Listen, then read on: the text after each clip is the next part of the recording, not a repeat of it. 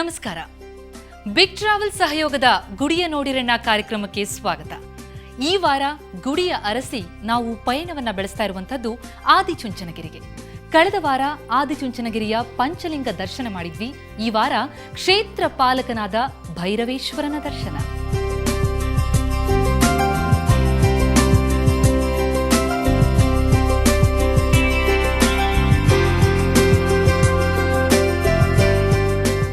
ಕಾಲಭೈರವನ ದರ್ಶನಕ್ಕೂ ಮುನ್ನ ಈ ಆದಿಚುಂಚನಗಿರಿಗೆ ಬರುವಂಥ ಮಾರ್ಗಸೂಚಿಯನ್ನ ಮತ್ತೊಮ್ಮೆ ಗಮನಿಸೋಣ.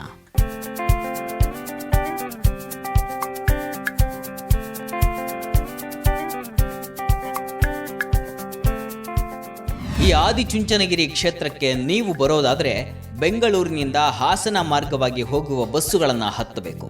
ಬೆಂಗಳೂರಿನಿಂದ ಹಾಸನಕ್ಕೆ ಹೋಗುವ ಬಸ್ಸುಗಳ ವಿವರ ಹೀಗಿದೆ ನೋಡಿ. ಐರಾವತ ಹೊರಡುವ ಸಮಯ ಸಂಜೆ 6ಕ್ಕೆ. ಇದರ ದರ 383 ರೂಪಾಯಿ. ಎಸಿ ಸ್ಲೀಪರ್ ಹೊರಡುವ ಸಮಯ ರಾತ್ರಿ 7ಕ್ಕೆ. ಇದರ ದರ 388 ರೂಪಾಯಿ. ಇನ್ನು ರಾಜಹಂಸ ಇದು ಹೊರಡುವ ಸಮಯ ರಾತ್ರಿ 7ಕ್ಕೆ, 11ಕ್ಕೆ ಹಾಗೂ 10:30ಕ್ಕೆ. ಇದರ ದರ 265 ರೂಪಾಯಿ. ಇದು ಬೆಂಗಳೂರಿನಿಂದ ಹಾಸನಕ್ಕೆ ಹೋಗುವ ಬಸ್ಸುಗಳ ವಿವರವಷ್ಟೇ. ಆದರೆ ನೀವು ಆದಿಚುಂಚನಗಿರಿ ತಲುಪಬೇಕಿದ್ದರೆ ಬೆಳ್ಳೂರು ಕ್ರಾಸಿನಲ್ಲೇ ಇಳಿದುಕೊಳ್ಳಬೇಕು. ಅಲ್ಲಿಂದ ಶ್ರೀ ಕ್ಷೇತ್ರಕ್ಕೆ ಆಟೋ ವ್ಯವಸ್ಥೆಗಳಿವೆ. ಇನ್ನು ನೀವು ಮಡಿಕೇರಿಯಿಂದ ಈ ಕ್ಷೇತ್ರಕ್ಕೆ ಬರೋದಾದರೆ ಚನ್ನರಾಯಪಟ್ಟಣ ಮಾರ್ಗವಾಗಿ ಶ್ರೀ ಕ್ಷೇತ್ರವನ್ನ ತಲುಪಿಕೊಳ್ಳಬಹುದು. ಇನ್ನು ಮಂಗಳೂರಿನಿಂದ ಬರೋದಾದರೆ ಸಕಲೇಶ್ಪುರ ಹಾಸನ ಮಾರ್ಗವಾಗಿ ಶ್ರೀ ಕ್ಷೇತ್ರವನ್ನ ತಲುಪಬಹುದು. ಇನ್ನು ಕರ್ನಾಟಕದ ಉತ್ತರ ಭಾಗದವರು ಈ ಕ್ಷೇತ್ರಕ್ಕೆ ಬರೋದಾದರೆ ಚಿತ್ರದುರ್ಗ ತುಮಕೂರು ಮಾರ್ಗವಾಗಿ ಶ್ರೀ ಕ್ಷೇತ್ರವನ್ನ ತಲುಪಬಹುದು.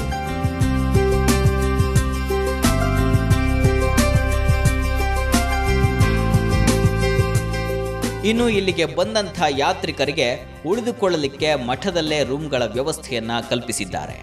ಕೇವಲ 400 ರೂಪಾಯಿಯಲ್ಲಿ ಉಳಿದುಕೊಳ್ಳುವ ವ್ಯವಸ್ಥೆ ಮುಗಿದು ಹೋಗುತ್ತೆ.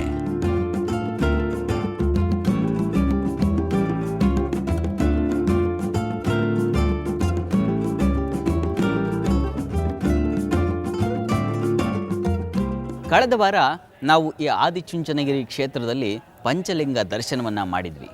ಈ ವಾರ ಈ ಕ್ಷೇತ್ರದ ಮುಖ್ಯ ಅಧಿಪತಿ ಕಾಲಭೈರವ. ಆ ಕಾಲಭೈರವನ ದರ್ಶನಕ್ಕೆ ನಾವೀಗ ತೆರಳೋಣ ಬನ್ನಿ.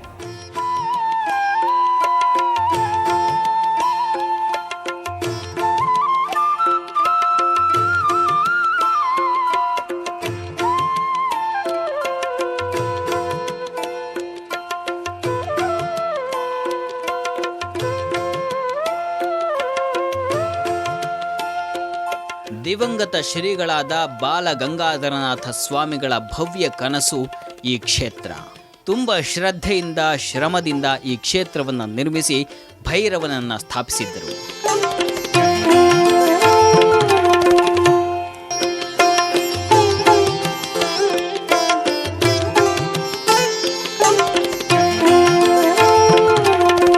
ಈ ಭೈರವ ಹುಟ್ಟಿದ್ದು ಹೇಗೆ ಅಂತ ನೋಡಿದ್ರೆ ಅದಕ್ಕೊಂದು ಪುರಾಣದ ಕಥೆ ಇದೆ.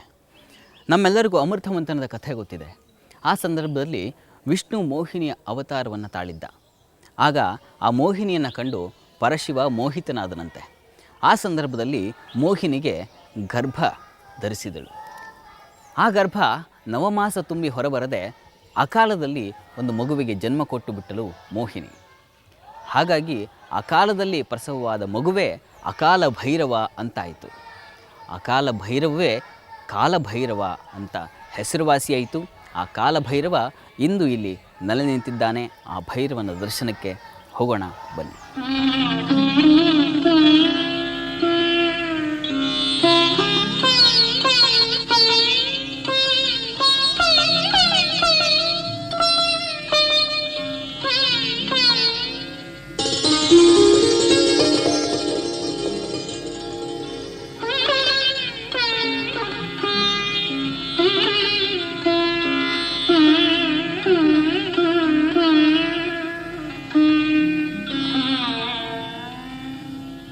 ಭೈರವನ ದರ್ಶನಕ್ಕೆ ಬಂದವರಿಗೆ ಮೊದಲು ಇಲ್ಲೊಂದು ಕಲ್ಯಾಣಿ ಕಾಣಸಿಗುತ್ತೆ. ಅದಕ್ಕೆ ಪೂಜೆ ಸಲ್ಲಿಸಿ ಭೈರವನ ದರ್ಶನವನ್ನು ಪಡೆಯುತ್ತಾರೆ ಇಲ್ಲಿಗೆ ಬಂದಂಥ ಭಕ್ತರು.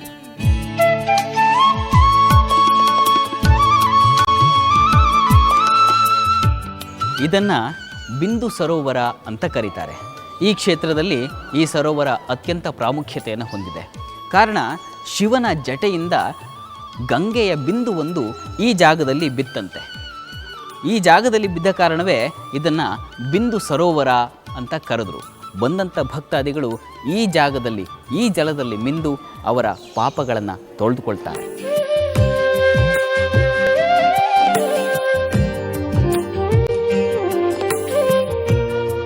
ಮದುವೆ ಮುಂಜಿಯಂಥ ಕಾರ್ಯಕ್ರಮಗಳಿಗಾಗಿ ಬಂದಂಥ ಭಕ್ತರು ಈ ಕಲ್ಯಾಣಿಯಲ್ಲೇ ಗಂಗಾ ಪೂಜೆಯನ್ನು ನೆರವೇರಿಸ್ತಾರೆ.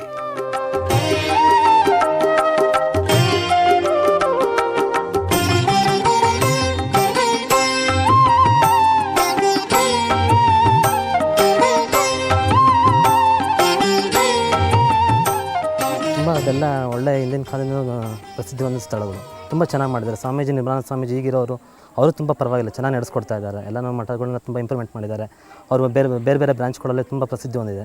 ನೆಕ್ಸ್ಟು ಬಾಲಗಂಗಾಧರ ಸ್ವಾಮೀಜಿ ಇದ್ದಾಗಲೂ ತುಂಬ ಎಲ್ಲ ಮಠಗಳನ್ನೆಲ್ಲ ಪ್ರಸಿದ್ಧಿ ಮಾಡಿದ್ದಾರೆ. ಅವರೆಲ್ಲ ತುಂಬ ಅದೆಲ್ಲ ಅದ್ರ ಬಗ್ಗೆ ತುಂಬ ಚೆನ್ನಾಗಿ ಮಾಡಿದ್ದಾರೆ. ಮಠ ಎಲ್ಲ ಇಂಪ್ರೂವ್ಮೆಂಟ್ ಮಾಡಿದ್ದಾರೆ. ಅನ್ನದಾಸೋಹ, ನೆಕ್ಸ್ಟು ಬಡ ಮಕ್ಕಳಿಗೆ ಎಲ್ಲದು ಅನ್ನದಾನ ವಿತರಣೆ ಮತ್ತು ಬಟ್ಟೆ ಬರೆ ಅದು ಇನ್ನೊಂದು ಮತ್ತು ಪ್ರತಿಯೊಂದು ಕೂಡ ಸ್ವಾಮೀಜಿಗಳು ಇಂಪ್ರೂವ್ಮೆಂಟ್ ಮಾಡ್ತಾ ಇದ್ದಾರೆ.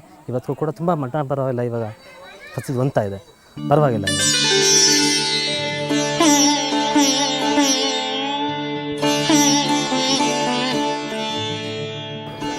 ನಾವೀಗ ಭೈರವೇಶ್ವರನ ಮುಖ್ಯ ದ್ವಾರದಲ್ಲೇ ನಿಂತಿದ್ದೇವೆ. ಭೈರವೇಶ್ವರ ಶಿವನ ಮನೆಯ ದ್ವಾರಪಾಲಕ. ಇಂಥ ಭೈರವನನ್ನು ನಾವೀಗ ಕಣ್ತುಂಬಿಸಿಕೊಳ್ಳೋಣ, ಬನ್ನಿ. ಶ್ರೀಕಾಳ ಭೈರವನೇ ಮಹಿಮಾ ಸ್ವರೂಪನೇ, ನಿನ್ನ ಪಾದಕ್ಕೆ ವಂದನೆ. ಅತ್ಯಂತ ಆಕರ್ಷಣೀಯ ಅನ್ನಿಸುವಂಥ ದೇವಾಲಯವಿದು. ಬಹುಶಃ ನಮ್ಮ ನಾಡಿನಲ್ಲೇ ಒಂದು ವಿಭಿನ್ನ ದೇಗುಲ. ಯಕ್ಷರೂಪಂ ದಶದಿಶಿ ವಿದಿತಂ ಭೂಮಿ ಕಂಪಾಯಮಾನಂ ಸಂಹಾರಮೂರ್ತಿಂ ಶಿರಮುಕುಟಜಟಾಶೇಖರಂ ಚಂದ್ರಬಿಂಬಂ ದಂ ದಂ ದಂ ದೀರ್ಘಕಾಯಂ ವಿಕೃತನಖಮುಖಂ ಚೋರ್ಧ್ವರೋಮಂ ಕರಾಳಂ ಪಂ ಪಂ ಪಂ ಪಾಪನಾಶಂ ಪ್ರಣಮತ ಸತತಂ ಭೈರವಂ ಕ್ಷೇತ್ರಪಾಲಂ.